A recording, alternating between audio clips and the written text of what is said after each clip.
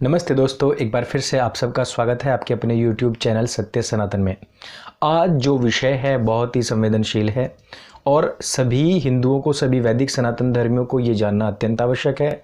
और यहाँ तक कि जो आज के बच्चे, जो पढ़े लिखे मुसलमान बच्चे हैं, जो जानना चाहते हैं इस्लाम के विषय में, उनके लिए भी बहुत महत्वपूर्ण वीडियो है। इसलिए इस वीडियो को देख करके सभी के साथ में शेयर करना ना भूलें।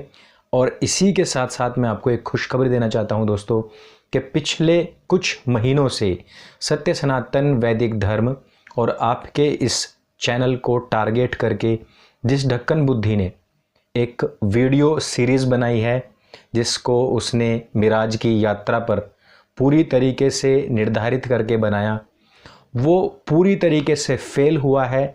आपके इस चैनल को आज की तारीख में भारत ही नहीं विश्व भर से आप हैरान ना हो मुसलमानों का नाम सुन करके, क्योंकि आज बहुत सारे ऐसे मुसलमान भी हैं जो इन गपोड़ कल्पनाओं को कहीं ना कहीं गलत बताते हैं, कल्पनाएं बताते हैं और उनसे निजात पाना चाहते हैं। और कहीं ना कहीं वो सत्य सनातन वैदिक धर्म की विचारधारा से बहुत प्रभावित हैं। उन सब के लिए खुशखबरी है कि हर जगह से इन सभी वीडियोज़ को कंपैरेटिवली देखते हुए उन्होंने आप लोगों के लिए, इस चैनल के लिए ये शुभकामना संदेश भेजा है कि हम लगातार इस तरीके के काम करते रहें, क्योंकि दो दो ताले अपनी बुद्धि पर जड़ने वाले उस मोमीन की शक्ल इस लास्ट वीडियो में हमने देखी। और उसमें जिस प्रकार से उसका चेहरा भी उतरा हुआ है और जिस तरीके से उसने पूरी स्टोरी को मिरेकल यानी कि चमत्कारों वाली बता करके उसमें साइंस घुसेड़ने की कोशिश की है, उन लोगों ने स्वतः ही अपनी हार मान ली है। क्योंकि जिन साइंटिस्ट्स की वो बात करते हैं, वो साइंटिस्ट्स खुद ही इस्लाम को कोई मजहब या धर्म मानने से इनकार करते हैं। वो साइंटिस्ट ही खुद इस मिराज वाली यात्रा को नकारते हैं और वो साइंटिस्ट्स ही खुद किसी अलग अन्य जन्नत या जहन्नम को भी नकारते हैं। इनकी जाहिलियत की हद की पराकाष्ठा यहाँ तक की है कि जब सनातन वैदिक धर्मी कहते हैं अन्य ग्रहों पर भी जीवन है, तब ये बड़ी चालाकी से उसको नकारने की कोशिश करते हैं। और जन्नत और जहन्नम की जब बात आती है तो साइंटिस्ट के स्पीचेस लेकर के आते हैं। इन सब के कंपैरिजन में जो पूरे विश्व भर में विद्वान लोग बैठे हुए हैं और जो आपके इस चैनल को देखते हैं, उन्होंने एक ही बात कही है कि यदि वो अब सफाई देते घूम रहे हैं, जो 3 महीने पहले कुरान को साइंस की किताब कहते थे, साइंटिफिक चीज़ें उसमें लिखी हुई वो कहते थे, आज अगर वो चमत्कार मिरेकुलस की बात कर रहे हैं, तो इसका मतलब समझ लीजिए कि ये आपकी एक मॉरल विनिंग है। क्योंकि चमत्कार और साइंस दोनों एक दूसरे के विरोधी हैं, दोनों एक दूसरे के पूरक नहीं हैं और दोनों एक दूसरे के साथ कभी भी मैच नहीं कर सकते। तो इसी प्रकार से जो आज का मुसलमान है, जोकर नालायक के जितने भी चेले चपाटे हैं, ये सारे के सारे आपको कुरान का, आयतों का, हदीसों का हवाला दे करके उसमें साइंस बताने की कोशिश करेंगे। लेकिन जैसे ही उसके ऊपर आर्यों का तर्क, तथ्य और प्रमाणों का, फैक्ट्स का चाबुक लगता है, तो ये दुम दबाकर वहाँ से भागते हैं उनको चमत्कार बताते हुए। और इसी प्रकार से हमने पकड़ी है एक हदीस, जिससे हम आपको आज बताने वाले हैं वो फैक्ट, जिसमें आपने देखा होगा कि सऊदी अरेबिया में, हमने इस विषय में पहले भी एक वीडियो बनाया था, आप लोगों ने शायद देखा भी हो, कि किस प्रकार से किसी भी महिला के ऊपर व्यभिचार का पहले आरोप लगाया जाता है, फिर उसको पत्थरों से पीट पीट कर मार दिया जाता है। और ये शरिया का कानून है। लेकिन ये शरिया में कानून आया कैसे, यदि आप उसकी स्टोरी पर जाएंगे तो दोस्तों वो बेहद ही हास्यास्पद भी है। और आप खुद कहेंगे कि क्या अल्लाह यदि इस कल्ट को बनाने बैठा भी था, तो उसमें नियम भी तो अल्लाह के बनाए हुए, उनकी ज़बान से भेजे हुए होने चाहिए थे, उनके कलाम ही होने चाहिए थे। तो फिर शरिया में अल्लाह का नामो निशान क्यों नहीं? और उसमें इंसान अपनी बुद्धि के घोड़े, कुत्ते और सूअर क्यों दौड़ा रहा है? यदि हम चलें सही बुखारी, मैं सही बुखारी की बात इसलिए कर रहा हूँ क्योंकि फिर बाद में मुसलमान यही कहते हैं कि आपने ऑथेंटिक हदीसों का हवाला नहीं दिया। तो मैं आपको पढ़ करके बताना चाहूँगा कि मेरे पास में इस समय पर है सही बुखारी, और इसका वॉल्यूम नंबर 5, बुक नंबर 58 और इसकी वर्स नंबर है 188। इसको हम इंग्लिश में पढ़ रहे हैं। During the pre Islamic period of ignorance I saw a she monkey surrounded by a numbers of monkeys, they were all stoning it because it had committed illegal sexual intercourse. I too stoned it along with them. तो अम्र बिन मैमून इस बात को कह रहे हैं कि इस्लाम से पहले जब पूरा इग्नोरेंस का टाइम था, यानी कि जहालत का टाइम था, उस दौरान मैंने देखा कि एक जो शी मंकी बोला गया है, यानी कि एक बंदरी थी, उसको बहुत सारे बंदरों ने घेरा हुआ था और वो सारे के सारे बंदर उस बंदरिया को पत्थर मार रहे थे, क्योंकि उस बंदरी ने अवैध संभोग किया था किसी अन्य बंदर के साथ में। मैंने भी वहीं से ही ये पत्थर मारने का सिलसिला शुरू किया। यहाँ पर हास्यास्पद बात यह है इस्लाम की कि महिला को स्पष्ट तौर पर एक बंदरी के समान माना गया है, और जिस प्रकार से वो सारे के सारे बंदर एक इलीगल सेक्सुअल इंटरकोर्स की वजह से उस बंदरिया को पत्थर मार रहे थे, वहाँ से इसने औरतों के लिए अपना एक शरिया कानून बना लिया और उसको औरतों पर लागू कर दिया। अब दूसरी बात समझने वाली ये है कि बंदरों में, बंदरियाओं में कहीं से लेकर कहीं तक कुछ भी इलीगल इंटरकोर्स होता ही नहीं है। इलीगल इंटरकोर्स जानवरों में नहीं होता है।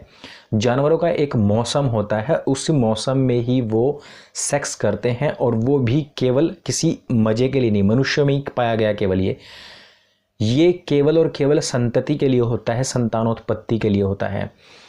अब इसमें कहा गया है कि इलीगल, बंदर और बंदरियाओं में शादी ब्याह नहीं होता है। जब वहाँ पर शादी ब्याह ही नहीं होता है तो ऐसी स्थिति में इलीगल सेक्स किसको कहा जाएगा? और फिर वो इंसान किस तरीके से पता लगा रहा है जिसने अभी जाकर देखा ही है कि वो पत्थर मार रहे हैं केवल? उससे पहले की स्थिति का इस बंदे को जब पता ही नहीं है, अम्र बिन मैमून को, तो वो कैसे कह सकता है कि इलीगल सेक्सुअल इंटरकोर्स की वजह से ही वो उसको पत्थर मार रहे थे?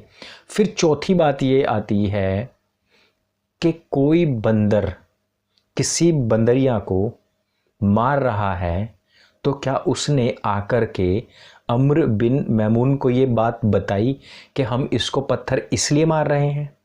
तो ये तो रही इनकी जहालत की बात, और ये जहालत कोई पहली बार नहीं हो रही है।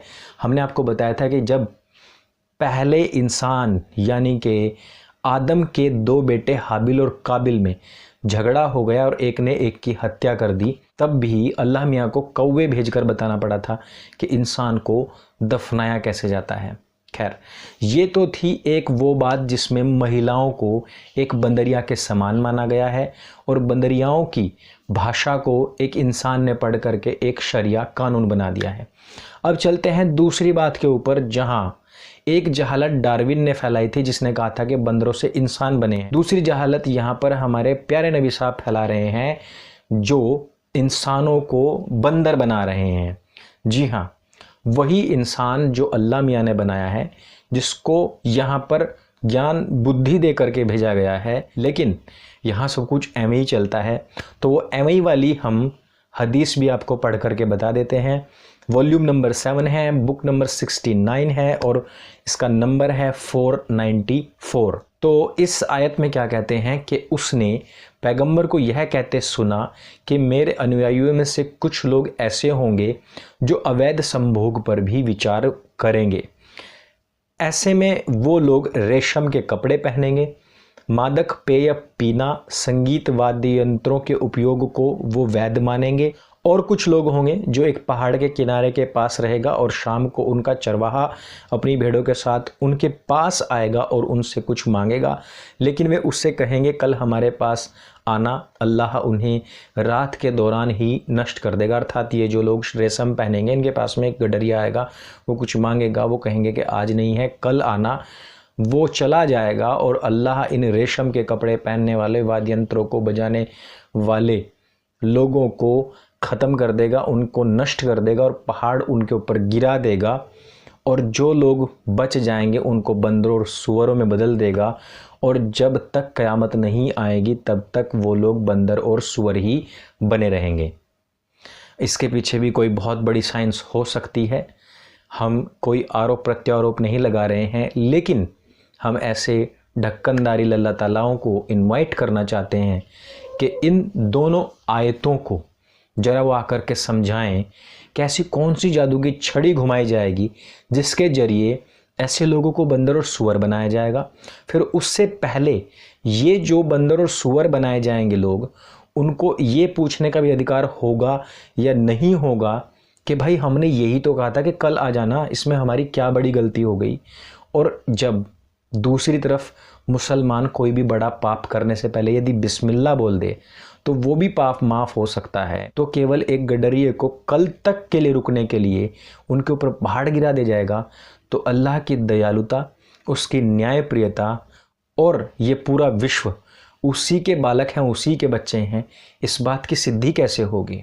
हम इनवाइट करते हैं आजकल के मॉडरेट मुसलमानों को कि वो आएँ और कुछ भी, भले ही साइंस हो, चमत्कार हो, मिरेकल हो, उनको सिद्ध करने का प्रयास करें, ताकि हम भी समझ सकें कि इन जहालतों की परतों के पीछे कितना ज्ञान विज्ञान और कितना चमत्कार, मिरेकल, जादू टोना टोटका भरा हुआ है। वीडियो यदि आपको अच्छा लगे तो इस वीडियो को शेयर करें। आगे भी हमसे जुड़े रहने के लिए चैनल को सब्सक्राइब और बेल आइकन को प्रेस करें। आज और अभी के लिए सिर्फ इतना ही। मेरे संग बोली सत्य सनातन वैदिक धर्म की जय। जय हिंद, वंदे मातरम।